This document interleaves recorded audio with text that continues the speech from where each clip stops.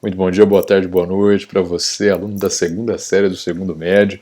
Você que esperou a semana inteira para ter essa aula de sociologia. Agora é segunda, vai ter aula com o Cardoso, vai ser um tema muito interessante. Ele falou que ia falar da continuidade, né? As questões que nós estamos falando, como sociologia é muito legal. Eu espero, eu sonho que vocês pensem isso.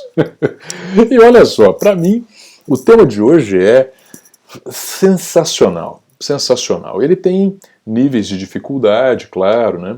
O seu vestibular vai cobrar, mas eu preciso que você caminhe comigo, como eu já havia dito a semana passada, né? Principalmente porque nós vamos falar de Escola de Frankfurt, em filosofia e sociologia de maneira um pouco mais profunda. Por isso que o caminho que nós fazemos, primeiro e segundo, é a construção de um terreno bem sólido, para no terceiro você correr nele. E correr significa fazer as imersões que eu gostaria. Hoje, nós vamos falar de Escola de Frankfurt no sentido de entender como que esses novos marxismos e inclusive weberianismos vão ser colocados em prática. E a Escola de Frankfurt ela é extremamente complexa, tem vários nomes. O vestibular adora todos, os três que eu vou citar em especial. Horkheimer, Adorno e o Walter Benjamin. Esses três caem. Né? O Benjamin e o Adorno um pouco mais, mas o Horkheimer entra com o Adorno num texto em especial que eu vou tratar. Vamos direto para a aula. Cardoso, a Escola de Frankfurt, ela é filosófica? Ela é. Então por que não foi ano passado? Porque ela também é sociológica. É junto. Isso, essa é a ideia. Primeiro, eu quero contar uma história para vocês. Era uma vez um bando de intelectuais alemães que viviam em Frankfurt e que lá em 1923 fundaram uma escola. Não é bem uma escola, na verdade fundaram um pensamento filosófico, sociológico, dentro da Universidade de Frankfurt. Como é que é isso? Sim, lá no departamento, né, no Instituto de Pesquisa Social, né, dentro da Universidade de Frankfurt, eles criaram, né, um jeito de pensar o capitalismo. Né? E eles usavam muito os textos de Marx e de Weber, assim como também, vocês verão, os textos do Freud, a noção, pelo menos, né, de inconsciente freudiano. Uma mistura muito rica que consolidou, desde 23, esse jeito que vai ser chamado por nós aqui de Escola de Frankfurt de crítica do sistema capitalista. Cardoso, eles eram marxistas. Sim, se distanciavam bastante do marxismo em várias questões, em vários momentos. Tanto é que existem leituras weberianas presentes aqui. Então são todos comunistas, né? Não. Eles são críticos ao capitalismo, Marx é muito bem-vindo, mas eles são críticos ao socialismo. Eles observam a realidade dos regimes totalitários do século XX com muita tristeza, inclusive os regimes de direita e de esquerda. Então, a Escola de Frankfurt não é posicionada tão claramente à esquerda, simplesmente porque faz uma crítica ao capitalismo, mas sim como uma reflexão filosófica que quer se situar num lugar para além das discussões políticas. Tanto é que um dos grandes objetivos de estudo da Escola de Frankfurt é o campo artístico. Vejam só que interessante. Então, vamos para o slide para a gente poder caminhar com segurança. Eles começam em 23 na Alemanha, mas logo na década de 30, boa parte desses intelectuais lá na Alemanha sente, né, uma necessidade de sair daquela nação, daquele território. Por que, Cardoso? Porque eles são judeus na Alemanha nazista. Acho que eu não preciso mais explicar. Né? E eles fogem para os Estados Unidos, em especial para Nova York, e vão encontrar abrigo na Universidade de Colômbia a partir de 35. Lá vão ficar até velhinhos e morrer. Né? Muitos deles, nem todos, né? Estou falando de mais de 15 intelectuais, quer dizer, um grupo bem grande. Dos que nós vamos estudar, Horkheimer e Adorno são fundamentais. Horkheimer e Adorno, principalmente o Horkheimer, que inaugura a escola, que dá início a esse movimento, inaugura um termo que nós vamos utilizar aqui como teoria crítica. A teoria crítica é a percepção, né, de que o sistema capitalista ele nos envolve de forma total. Total e principalmente com o avanço da tecnologia, que está a serviço do próprio sistema capitalista. Tudo que você tem tecnologicamente falando funciona para o sistema. até inclusive eu aqui, que estou nesse momento a serviço da tecnologia, sendo um vendedor de aulas para você. É claro que nós somos muito mais do que isso, mas a título de função que eu ocupo na escola como professor, eu tenho que trabalhar, então eu vendo minha mão de obra a troco de salário, e você como consumidor paga para ter acesso a essa aula que é um produto.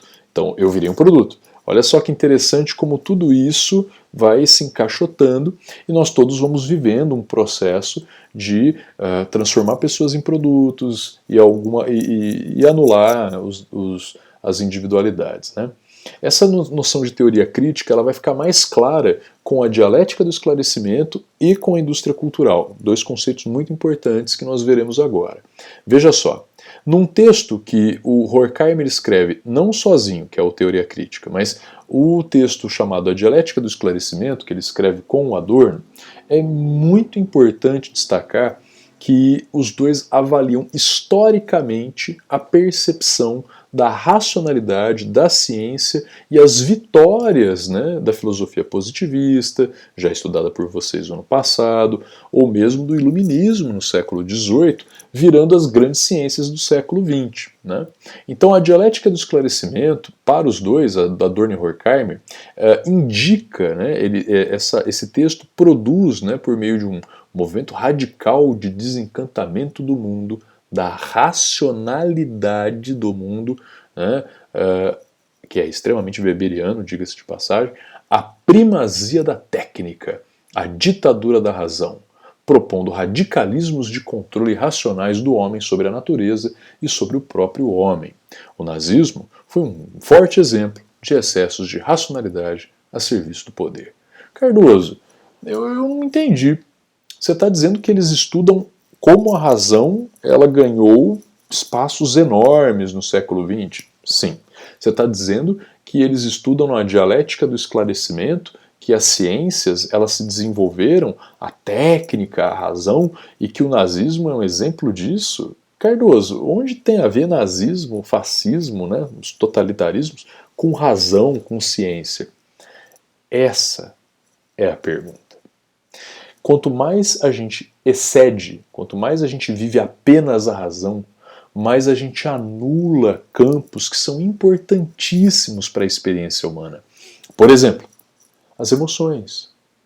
Não estão aqui fazendo uma defesa à religião, porque o ser humano é muito mais do que a razão e fé. Mas o campo das sensações, dos apetites, dos sentimentos, o campo da existência filosófica, que não é apenas racional. Então, veja só o que eu quero dizer.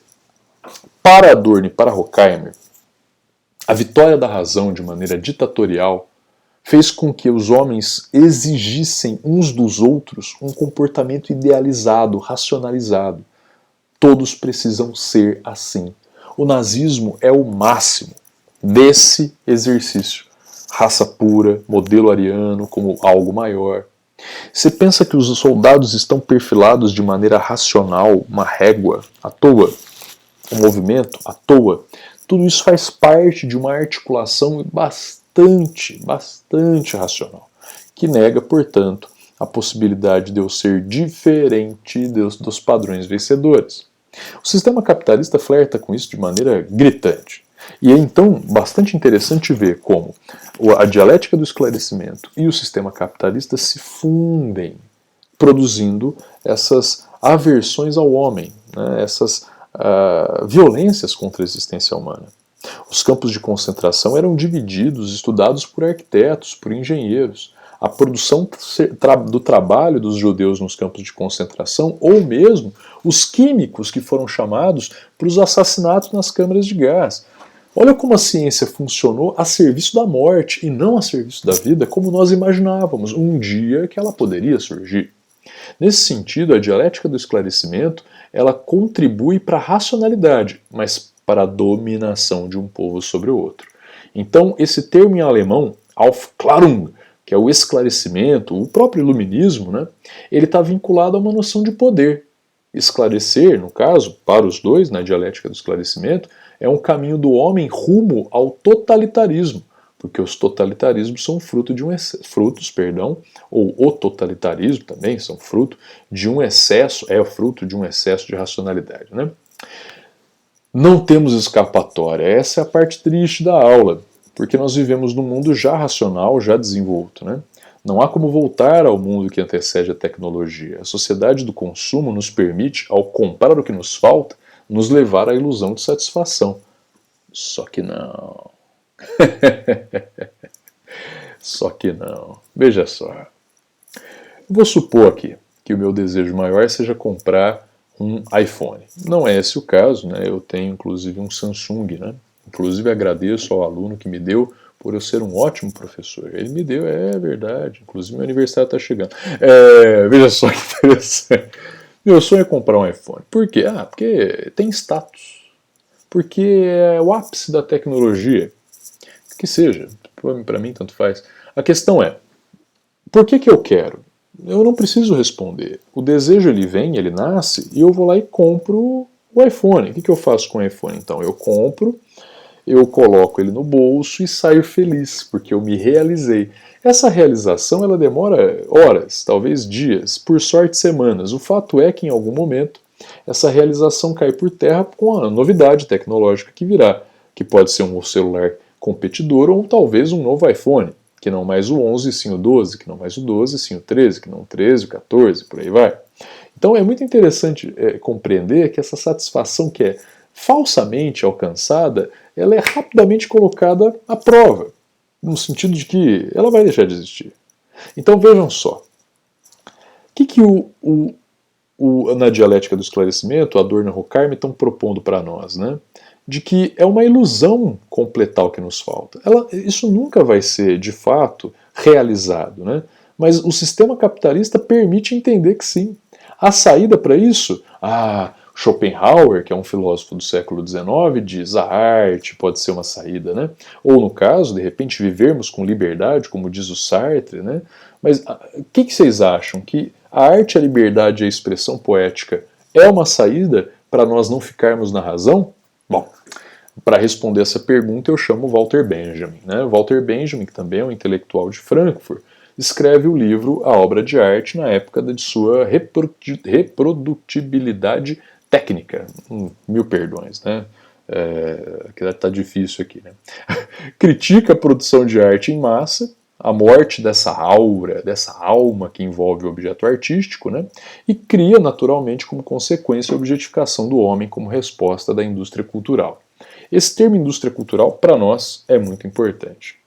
Veja só, se existe a dialética do esclarecimento, com Adorno e Horkheimer, existe a indústria cultural com Walter Benjamin para, juntos, formularmos melhor aquela noção de teoria crítica. Né? Indústria cultural é um termo que precisa ser colocado rapidamente aqui como duas palavras que não deveriam se unir, porque a sua semântica não se junta. Olha só, indústria tem a ver com produção em massa, já cultura tem a ver com a qualidade das expressões humanas. Indústria quantidade, cultura qualidade. Como é que eu posso produzir em quantidade e em massa algo que é feito de maneira única, de maneira subjetiva, de maneira especial, né? A quantidade massiva de imagens e a não reflexão sobre a vida nos convida ao mundo em que a cultura é produzida em escala industrial. Portanto, a lógica capitalista guia a produção da arte. É uma colonização do inconsciente humano. Cardoso, produzir arte em massa é um problema? Eu digo para vocês, eu não sei. Walter Benjamin diz que sim. Quando você produz arte em massa, coisa que não acontecia nos séculos XVI e XVII, mas passa via Revolução Industrial a acontecer com maior primazia, no século XX sua história, você tem a produção de massa como uma caneta que você produz em massa. Você se emociona com uma música? Imagina, por exemplo, há quanto tempo Beethoven demorou para a Nona Sinfonia, ou Vivaldi para construir as 4 estações. Né? Não estou diminuindo aqui as produções artísticas contemporâneas. Tem muitas músicas que foram produzidas de maneira lenta e com muita verdade imbuída, né? Mas existe uma coisa muito interessante. Quanto mais você massifica a produção artística, você só tem razão de massificar, produzir em massa, se você tiver um grande grupo que vai comprar. Então é assim. Música clássica dá dinheiro? Não, né? E funk? Funk dá. Música clássica só os eruditos escutam, ou aqueles com ouvidos preparados. Funk, ricos e pobres consomem. Então, o capitalismo sorri para o funk e não para a música clássica. Hoje você entende por que tem tanta gente cantando e dançando funk. Tem tanta visualização porque o capitalismo sorri. Onde o dinheiro vai, o capitalismo sorri. Cardoso, funk é música? Sim. Funk é cultura? Sim. Por favor, não discutimos isso. Vocês vão ter aula de antropologia no segundo semestre, a gente vai discutir que nível, que tipo de, que condições de cultura a gente pode classificar ou não as questões que estão sendo postas nessa aula. Mas para Walter Benjamin, existe notoriamente, toda vez que a gente massifica uma cultura, nós empobrecemos esteticamente a cultura. Então, o funk, o sertanejo universitário, ou mesmo a música clássica, se passa pelo processo de massificação, empobrece. Cardoso, música clássica empobrecida? Sim, esteticamente. Você já ouviu essa música aqui, ó?